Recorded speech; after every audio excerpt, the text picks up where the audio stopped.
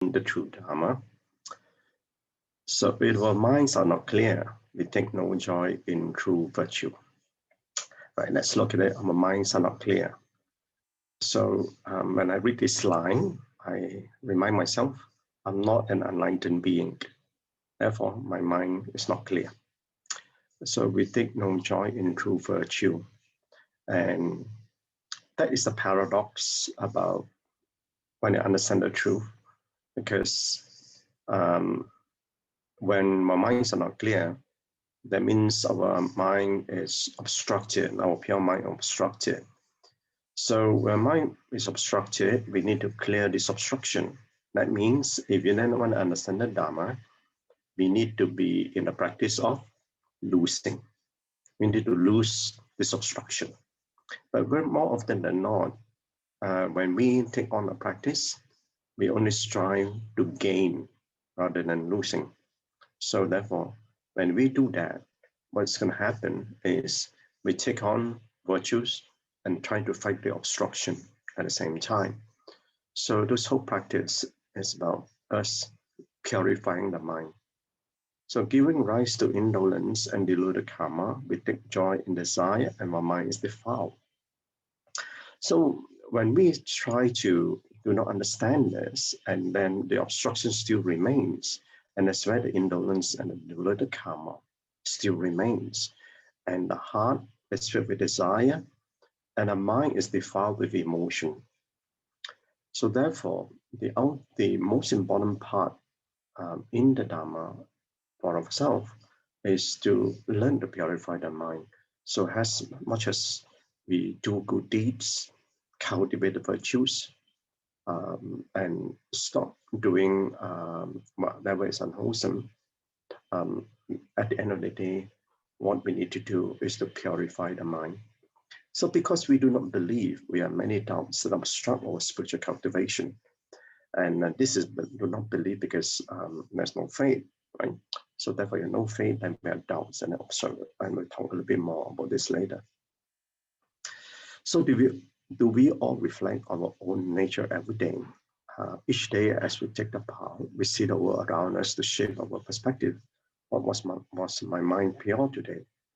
And this is how we self-reflect. So I've taken this from the transcript from Master's teaching. So this is resonates with the point that I've been explaining to y'all, that every day when you want to grow in our practice, and at the end of the day, what we want to do is, we want to, at the end of our life, we want to live that our character is better than we were born with. We want to have our habitual tendencies more wholesome than we were born with. And that is what the whole practice is about. But to do that, in between birth and death, it's a long dash in our life. So how we fill up that dash in our life is either we pile more things in there, or you want to get rid of the things.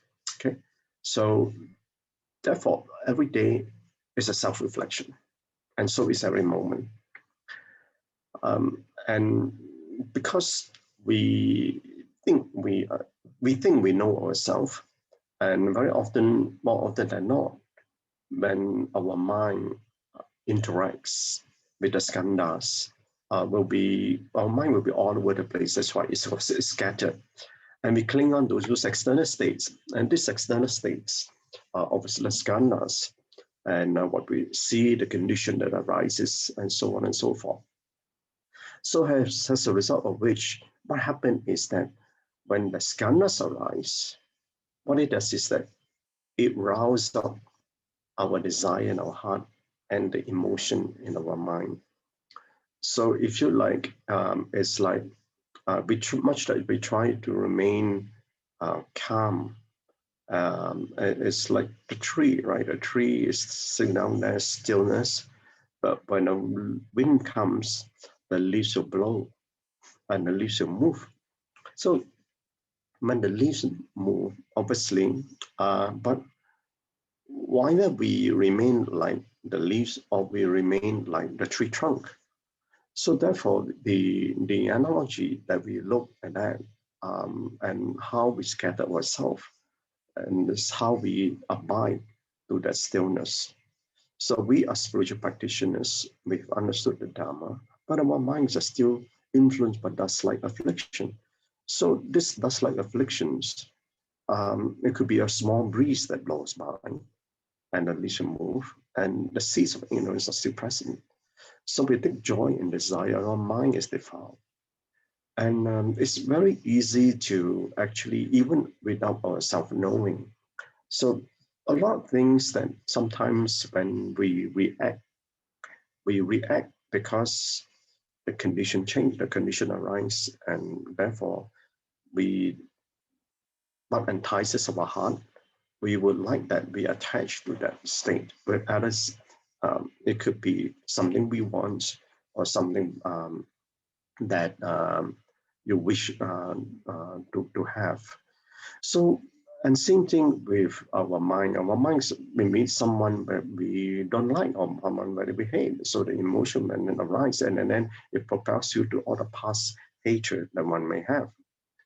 So this story about the three children who offered the post, I won't run through that. But the point here is about this affinity Sariputra Moggallana and Sakyamuni Buddha had over many, many lifetimes before.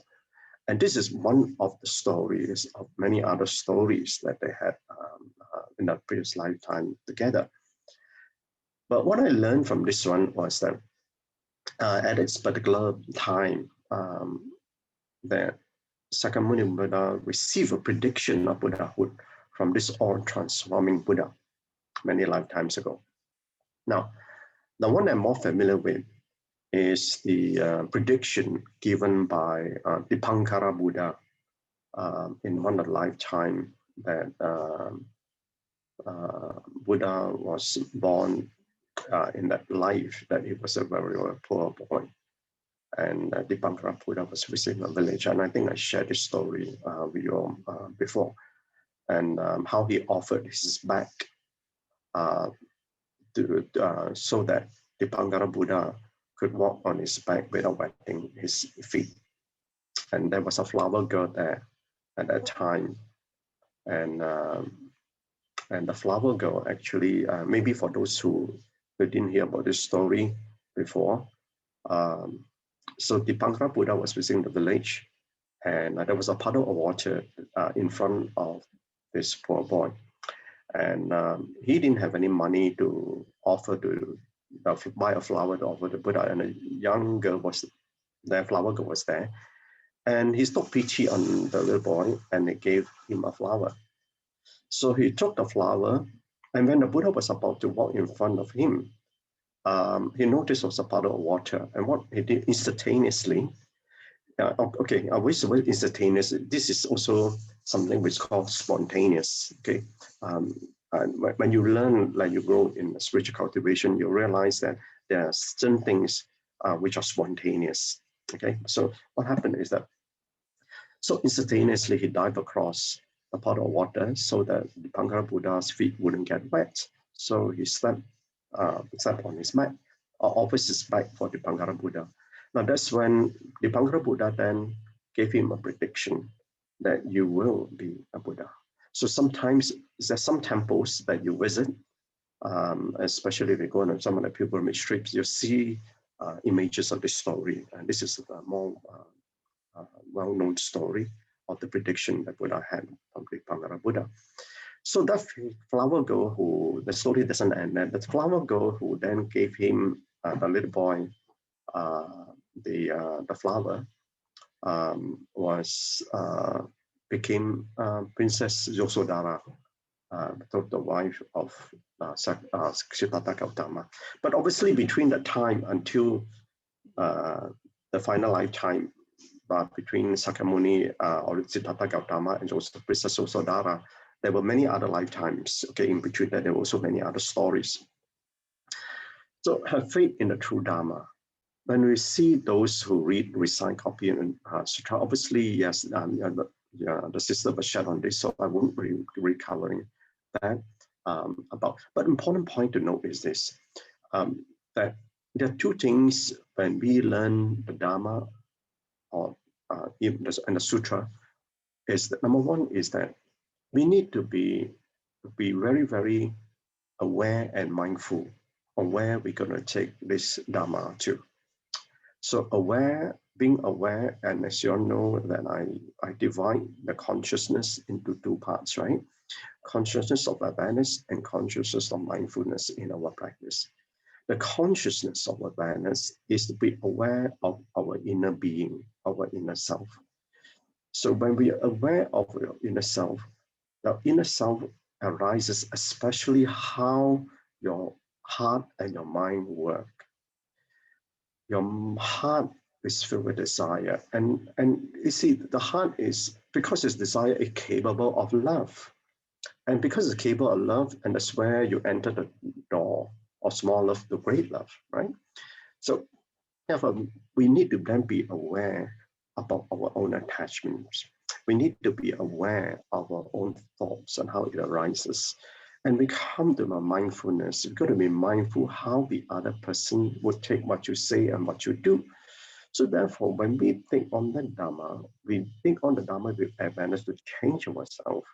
At the same time, we take on the Dharma to practice outside with the conditions, the people that we meet with, so that we understand what they think, how they take it, so that at the end of the day, they do, like my home sisters say, they do not lead them to slander the Dharma.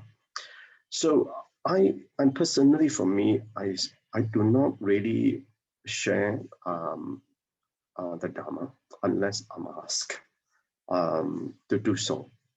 And so, and this has always been how I move on, because I do not know, unless I know the person well enough, I do share my views about the Dharma. Other than that, I wouldn't. So, and this is exactly why I do this, because I do not know the person will be afflicted by what I have to say. I'm very often a very common thing that you'll find from others is that how can they be in reincarnation? How can they be rebirth? So you know very well they do not believe in the law of karma. So when they do not believe in the law of karma, I'm talking about that, and they will probably in a mind they say that this is like unpleasant words which will come in, and they will be disparaging the Dharma. So therefore, and I know that they do not even believe in reincarnation. I wouldn't bother to go in and talk about that. So at the very best, and let's just talk about virtues of the heart to do good, and those are very common things that all different practices will teach you. So, but walking in the path, what is also important to note is that when we walk the path, and especially when you progress, you'll find that the challenges that you face, it will be greater. It's like climbing up a hill. You cannot expect that as you climb the hill, the land is flat. That's why you need to climb. So when you climb, you'll be ascending all the way up. So greater effort will have to be applied. And so this point about the never sliding bodhisattva was a past life of Sakyamuni Buddha. And despite whatever challenges he had, people were insulted him, threw rocks at him, he remained never slighted by all this. And because he took the view that every being can become the Buddha in the future. So therefore, we must also be mindful that when we learn and practice, the efforts we got to apply will be a different level, especially when you reach a higher stream of practice. So the lessons learned is that all these slandering, rumors, smears, and whatever, cease or severe karma. But even for us in our practice, we even slander in itself, let alone the Dharma, we don't even want to slander someone. So that on itself, the word slander in itself, it should be a practice. We shouldn't even undertake that. So why specifically this particular words mentioned about karma is that if karma is about the law of cause and effect, right? So if you remember your 10 wholesome deeds, okay, the 10 wholesome deeds that you undertake, that the number 10, if you look back at the number 10 deeds, is to refrain from wrong views. When you refrain from wrong views, it's mean you need to respect the law of cause and effect. So that is the fundamental part of the truth, because this whole teaching is that be able to realize that we need to every lifetime, we are here to purify ourselves. But if one doesn't even believe that, then how can one purify themselves? So therefore, and that is the fundamental part about this, about having the seeds of negative karma, that we don't believe in that. Obviously, whatever we do, we ask for forgiveness and everything will be over, but it doesn't work that way. So, so we need to constantly reflect upon ourselves. We reacting according to the Dharma. So basically, a simple practice to do is the end of the day is do a self-reflection. And like one of the sister Yanni, right, who said this. But even I find even more efficacious is to do it at every moment. So when that is being done, and you know that when you have sleep in that moment, you can repent at that moment, and then you try to, then the next moment you reform. And this is also one of the ways that we fight against indolence, and to get that instantaneous practice that you get engaged into. So although we say we have no desires, the seeds of such like afflictions remain.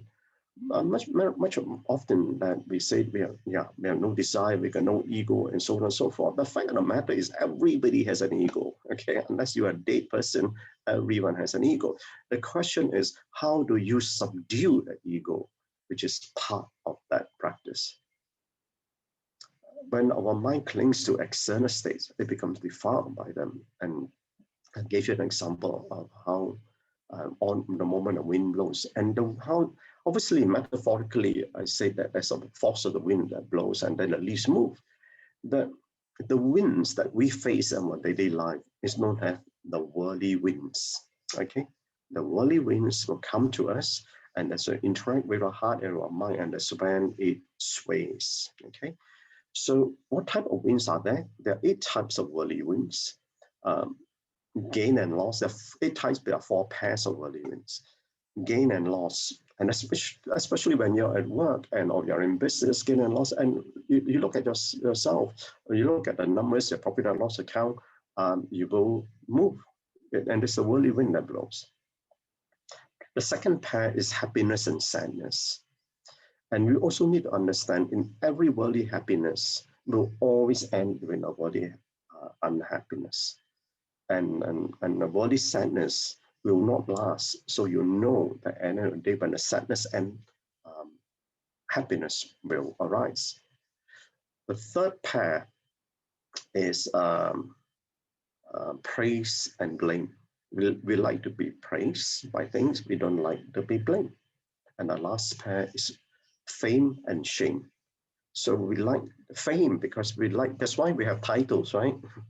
And why people clamor for titles, why people clamor for positions, why people like to be known. So that's fame. But I will show you in the contemplation about this in the next slide, that this fame and titles, recognition, position, and obviously we grow up in life, and that is part of our ambition. And then when you get into the Dharma, you suddenly realize that. That's why I shared with you some time ago. We got to unlearn the worldly ways, and say we got to practice with no name. We practice to lose them to what we have, and this is the paradox about trying to reach out to the truth. So in contemplation, and you see, when we want to learn the Dharma, and we obviously, and this is our desirous heart, that many just want to see a great master, but few listen well to the messages. And I, I've been in the path for a long time now. And obviously for myself, when I meet a great master, I revere the great master. And when I have the opportunity, I would try to ask questions. I would like to listen to what the great master has to say. And this to me are wonderful experiences that I had. Um, and I'm glad that I've been to seen all this great master from all the three major traditions, from Theravada to Mahayana and Vajrayana. So a humble sage can say the same message, but no one listens. You see, I just want you to know the first and the second line. That I'm talking about our mind. Our mind, the same message that is spoken by a humble sage, no one will listen. And that's what how our mind works. So therefore, I'm when I walk on a path, I have the affinity to become very, very close to a friend of mine. To me, he's a miracle. And his name is Nelson Wong. And that's how in some ways, he was the one who really got me into this spiritual path. He told me about his early days. He was the naughtiest person in school. He got public caning, so on and so forth. And I was just fascinated by his wisdom of life. And it just mesmerizes me in all the stories he shared with me. But he basically, to cut a long story short, he became a catalyst of starting this Kuan Yin contemplative path of practice. And he had miraculously had 8 or 9 relapses of cancer, but finally succumbed to cancer in the end. So that's the point that I'm trying to share with you, that an ordinary person who could be very humble, and yet there's so much wisdom in that person. There was another time that I was on my pilgrimage trip in China. Unfortunately, I don't know Mandarin. And he was actually a sweeper in the temple. And I was passing by, and not many people at that time I was passing by.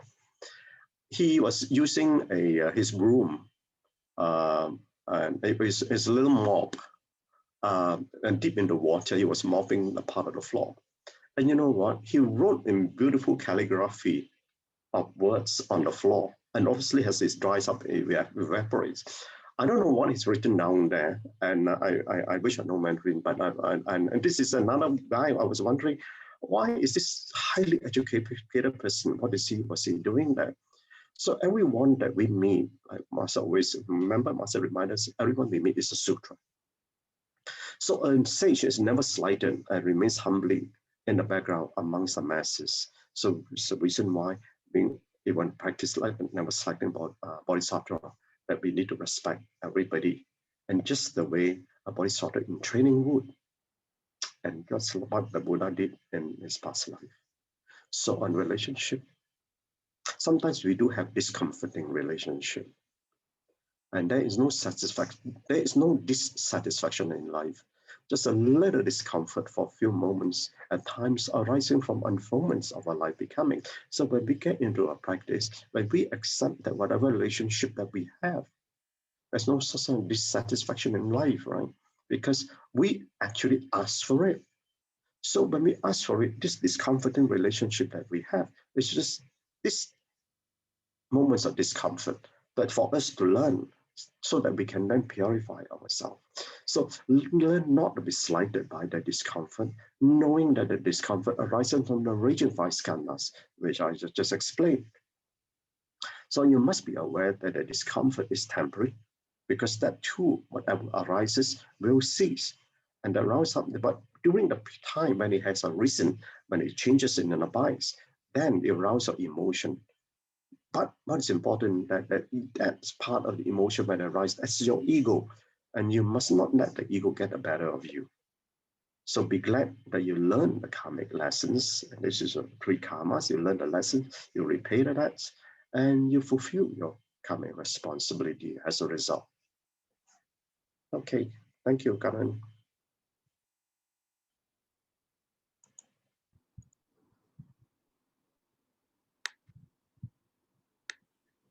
Wow. Brother.